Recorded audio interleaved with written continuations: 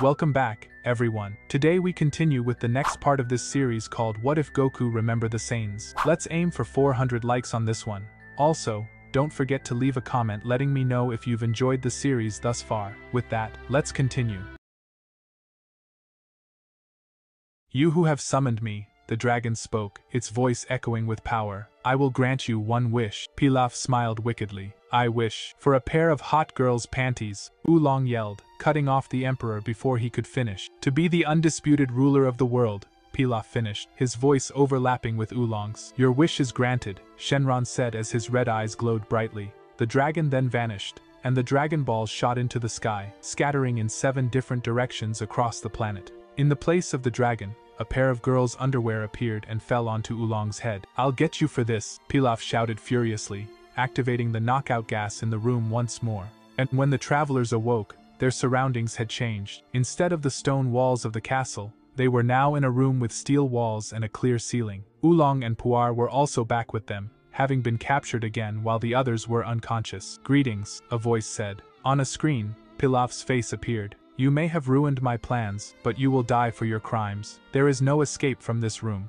The walls are triple reinforced steel, much stronger than the other cell I had you in. The ceiling is made of the same material. Now, to the death part. When the sun rises, this room becomes an oven, and you will cook in it. We're going to die, Bulma sobbed, hearing the evil plan. Don't worry, Bulma, Kakarot said in a reassuring voice. That was one thing she liked about him. He never panicked and always seemed in control of the situation. If only she'd met him before this quest, she might not have had to find the Dragon Balls to wish for a boyfriend after all. Yeah, Yamcha said. Kakarot's Kamehameha wave might still get us out. I doubt it, Kakarot replied, but I'll try. He cupped his hands and concentrated. Me, ha, he chanted, shooting another Kamehameha wave at the wall. Everyone but Kakarot gasped in despair when they saw the wall undamaged. Now what? Oolong said, his tone hopeless. We still have one chance, Kakarot said. Tonight is the night of the full moon. As a Saiyan, I have the ability to transform if I look at the full moon. What do you mean transform? Bulma asked, confused. I become my Oozaru form, Kakarot explained. It multiplies a Saiyan's strength tenfold. That's one of the reasons we're such feared warriors. It sounds like there's something you're not telling us, kid, Oolong said, suspicious. Well, Kakarot said hesitantly, I haven't completely mastered the form yet. So you can't use all its power? Yamcha asked. No, Kakarot replied. It's not that. I just don't have much control. It's getting better with each transformation, but it's still not perfect. That's why when I start to transform, I want you to grab Bulma and get as far away as possible. Is there any way to reverse this once it happens? Yamcha asked. I mean,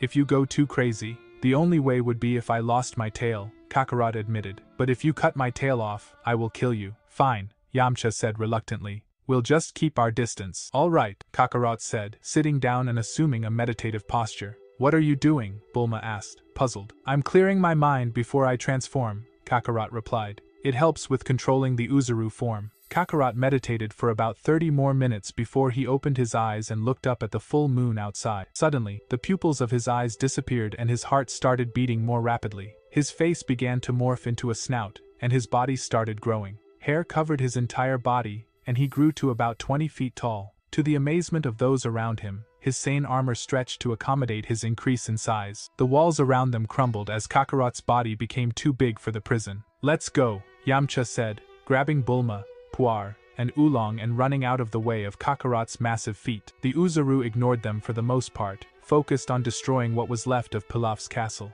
Kakarot roared as his fist smashed through one of Pilaf's towers. Although he was aware of his surroundings, he was still filled with incredible rage and had to let it out. This was common during his Oozaru transformation, but he felt he had more control than he used to. At least he thought he had enough control not to trample anyone he cared about. We've got to stop him, Bulma said, watching the destruction in horror. Look at the damage he's causing. I'm not getting involved in that, Yamcha said, shaking his head. He was truly terrified of the beast Kakarot had become. To be honest, he was also scared of what Kakarot might do to him if he cut off the boy's tail. Suddenly, the Oozaru was distracted by a plane taking off from the ruins of the castle. Looks like Pilaf's trying to escape, Yamcha said. The plane climbed high enough to escape the monster, but Kakarot turned his head toward it, opened his mouth, and shot a blast at the plane, hitting the wing and causing it to spiral down and crash in the distance. Satisfied that he had taken his revenge for his imprisonment, Kakarot's anger subsided somewhat, making it easier for him to regain control. "Look, he's stopped destroying things," Oolong pointed out as they watched Kakarot begin to wander aimlessly around the area,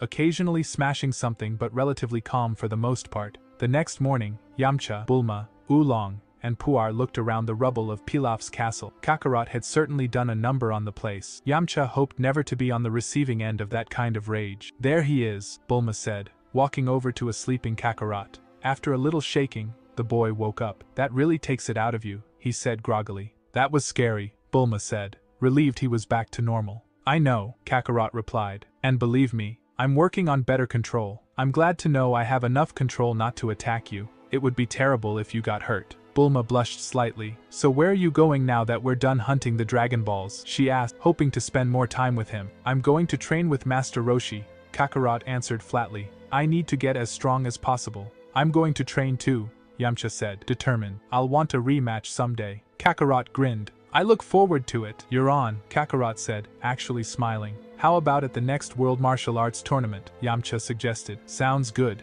Kakarot agreed. "I'll come watch," Bulma added, blushing at the young Sen again. Kakarot stepped onto the island that housed the great Master Roshi. The old master's house was simple, painted white with a red roof, but it served the old man well. "Hey old man," Kakarot yelled, "I'm ready for my training now." Roshi poked his head outside the house. "Well, if it isn't my young Saiyan friend. Finished with that task of yours, did ya? Where's that pretty girl companion of yours?" "She went home while I train," Kakarot answered. "Now let's get started." Their conversation was interrupted as a small, bald-headed boy landed headfirst in the sand. Apparently, he had decided to make an entrance by jumping from his boat to the shore. He'd made an entrance, all right. Kakarot tried to suppress a laugh but couldn't quite manage it. A minute later, the old master and Kakarot had pulled the boy free of the sand and set him upright. "Who are you?" Kakarot asked in a harsh tone. "For your information," the boy answered just as harshly, "I'm Krillin. I have traveled a great distance to train with the great Master Roshi." "Beat it," Kakarot replied. "Master Roshi already has a much more promising student than you."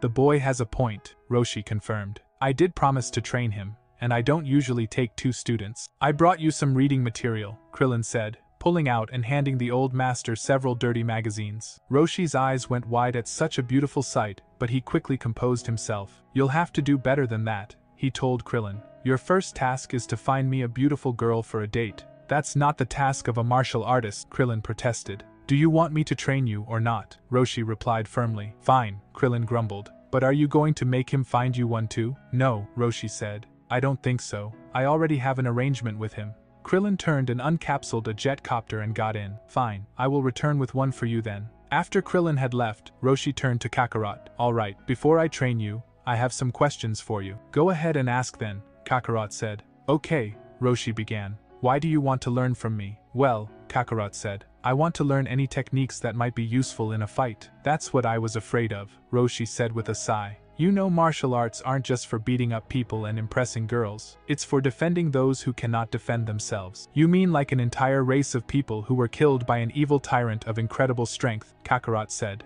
a hint of bitterness in his voice. "Yes, sort of like that," Roshi admitted. "Is there something you want to talk about?" "I'm the last of my race," Kakarot stated flatly. "An evil being named Frieza destroyed my planet and my people. He rules most of this galaxy with an iron fist. I need to get strong enough to beat him." "Are you sure that's even possible?" Roshi asked, a bit surprised. "I'm a Sen," Kakarot replied confidently. "We're a warrior race. I will defeat him someday. I won't let what happened to my planet happen to this one. Let's just say I've become fond of it since I grew up here. That's all I needed to know," Roshi said, nodding. "Your intentions are good, and it sounds like it's important that you become strong. You have the potential to become the strongest on the planet, and if something that bad really is out there, I'll do everything I can to help you be ready if it comes here." "Let's get started then," Kakarot said eagerly. "Let's wait a little while. I have a feeling our young friend will return soon, and we'll have to be moving before we start the training. There's not enough room on this island." "Fine then," Kakarot said, walking over and sitting cross-legged on the sand next to the house. "I'll just meditate a little while I'm waiting." A few hours later, Krillin returned with a tall, skinny brunette woman in short shorts and a tank top. Roshi looked up and immediately fell over with a nosebleed. "This is Launch," Krillin said with a grin. "Very good work, my boy," Roshi replied, regaining his composure. You can train with us. Yes, Krillin exclaimed, excited to be training with the great Master Roshi. Shall we have our first lesson then? Master Roshi suggested. Launch, would you like to join us? I don't fight, Launch said hesitantly. Martial arts is good for many things, Roshi replied. It helps with physical fitness and concentration. Okay, Launch agreed. Wait before we start, Roshi said, running into the house. A few minutes later, he came out with 4 boxes. We need training uniforms. He pulled out 4 sets of black lingerie with pink lace. I'm not wearing that, Kakarot said flatly, ruining the master's plans. It gives you unrestricted movement, Roshi said, still trying to convince Launch to wear the underwear. My armor is fine, Kakarot said. He knew full well what the old pervert was up to, and he wasn't going to be caught dead wearing something like that just so the old man could get a show. Fine, Roshi said with a sigh. The training gear is optional. He handed a pair to Launch and Krillin, leaning over to Krillin to plead, just wear it and back me up. A few minutes later, the 4 were doing stretches. Krillin, Master Roshi, and Launch were all dressed in the special training gear while Kakarot remained in his sane armor. Ah, choo, Launch sneezed. Suddenly, her hair changed from brown to blonde, and her attitude shifted dramatically. So you dressed me up like a doll, she said angrily. Well, this doll comes with its own machine gun. The blonde girl pulled out a submachine gun and pointed it at the 3 martial artists. Before she could fire, Kakarot shot forward and pushed the muzzle of the gun up, causing all the shots to go into the air. Before she could fire again, Launch sneezed, turning back to her innocent self. Sorry about that, she said sheepishly. My personality changes when I sneeze. The next day, Roshi and his students had packed up everything and moved to a bigger island where they'd have more room for training. Roshi now stood outside with his 2 pupils. Launch had decided not to train with them and was instead inside the house cooking. Now first things first, Roshi said. I'm going to test your speed. How fast you run is a good indication of how strong you are. Krillin, would you like to start us off? Sure thing, Master, Krillin said with a smug grin. He went to the starting point while Roshi stood about 100 yards away with a stopwatch. Go, Roshi said. Krillin sprinted to the tree where Roshi was standing. 8.5 seconds, Roshi said, nodding. Not bad at all. All right, Kakarot, your turn. Kakarot lined up at the starting line. He'd traded his armor today for a loose-fitting pair of black pants and a white tank top, figuring the protection might hinder his training if they sparred. Go, Roshi said. Kakarot closed the distance to the tree in a blur. 7 seconds flat, Roshi announced, surprised. He hadn't thought the boy had that much potential. Now, I bet you boys want to see how strong the master is. It's all right, Kakarot said. I already know how strong you are. And how do you know that? Krillin asked sarcastically, still bent out of shape at having his time beaten. It's called a scouter, Kakarot said, pointing to the device over his eye. It measures a fighter's fighting strength. Moving on, Roshi said, breaking the tension between his 2 students. Your next test will be, he said, taking a small rock and drawing a symbol on it. To find this rock, he threw the rock off a cliff and into the trees below. The one that brings back the rock will get dinner. The one that doesn't will go without. If neither of you have returned within 30 minutes, you both will go without. With that, the old man walked into the house. How am I supposed to get down there? Krillin muttered to himself. Kakarot ignored the cocky yet clueless boy and jumped over the side. Using his energy to slow his descent, he landed lightly on the ground below and ran off into the trees. Wait up! Krillin yelled as he climbed his way down, knowing he was at a severe disadvantage now. Several minutes later, Krillin arrived at the bottom. To his surprise, he saw Kakarot walking toward him. Did you give up already? He asked in a cocky tone. No, I already have the stone, Kakarot said flatly, flashing the stone. How'd you find that so fast? Krillin asked in disbelief. Well, first, Kakarot replied, I paid attention to where he threw it, and it also has his scent on it. I'll make you a deal, Krillin said. How about we have a quick spar and the winner gets the stone? Kakarot grinned. Sure, if that's what you want. He placed the stone in a bag and tied it to his belt. Taking a fighting stance, he added, You know you don't stand a chance. We'll see, Krillin said. I've trained for 8 years under monks. They are great martial artists. The boy was interrupted as Kakarot shot forward and landed a punch squarely in his mouth. Krillin staggered back, but Kakarot never let up for a minute, coming around with a roundhouse kick to Krillin's head that sent the bald boy flying into a nearby tree. Krillin hit hard, then slumped to the ground, but he soon got to his feet, determination in his eyes. No fair, I wasn't ready, he protested. You proposed the fight, Kakarot said. You should have been ready. Angered, Krillin shot at Kakarot, hoping to catch him by surprise. He sent a kick at the boy's midsection, but Kakarot blocked it with an open palm. Krillin continued his offensive with a punch aimed at Kakarot's temple, but Kakarot leaned his head to the side and countered with a fist aimed at Krillin's stomach. Krillin brought his knee up just in time to block the blow, but he was amazed by the power behind it. Krillin wasn't going to let that stop him. He shot his head forward, surprising Kakarot with a headbutt to the face, bloodying the young Sen's nose. Taking advantage of the moment, Krillin kneed Kakarot in the stomach with as much strength as he could muster, doubling the Sen over. Finishing the move, Krillin sent a roundhouse kick at Kakarot, sending him flying back. Kakarot picked himself up off the ground and wiped some blood off his face. "Not bad," he said, genuinely impressed. He shot back at Krillin, throwing a punch at the monk's face. Krillin moved to block, but realized too late that the blow was just a feint. Kakarot raised his other palm at point-blank range to Krillin's face and unleashed a small energy blast. Krillin was completely caught off guard by this move. He'd heard rumors of some of the great masters being able to manipulate energy, even about Master Roshi's legendary Kamehameha wave,